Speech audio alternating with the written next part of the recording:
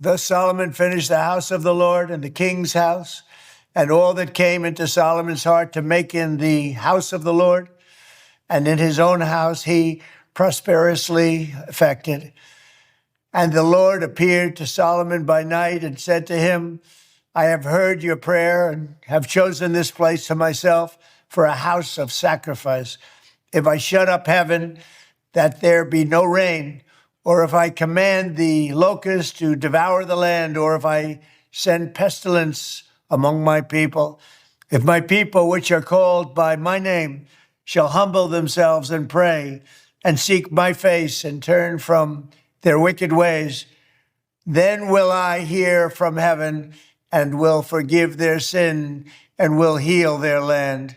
Now my eyes shall be open and my ears attent to the prayer that is made in this place. For now I have chosen and sanctified this house, that my name may be there forever, and my eyes and my heart shall be there perpetually.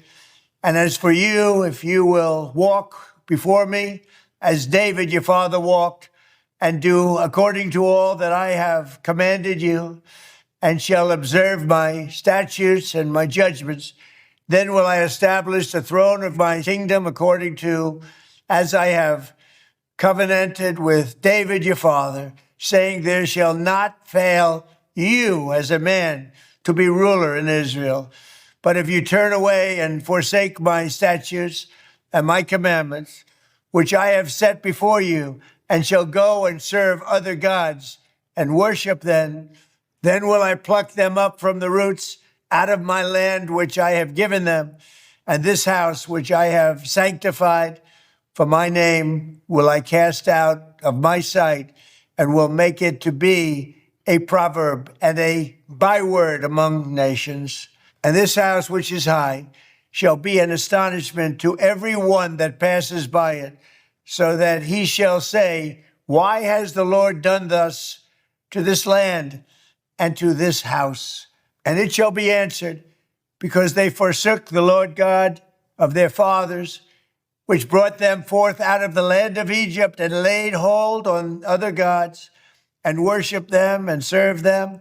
Therefore has he brought all this evil upon them. This is what real leadership looks like. America was founded on God's name, under God, with liberty and justice, rooted in biblical truth. For decades, no president had the courage to do what President Trump just did. And he wasn't afraid of the criticism, the media attacks, or the backlash. And he stood unashamed and brought the Bible back where it belongs, right at the heart of our nation. I just want to thank President Trump for having the boldness to honor God publicly in a time when so many have tried to push faith out of the public square. You're reminding us who we are and whose we are. May this nation humble itself, pray, and turn back to the Lord so that God can heal our land once again. God bless President Trump, God bless the world, and God bless America.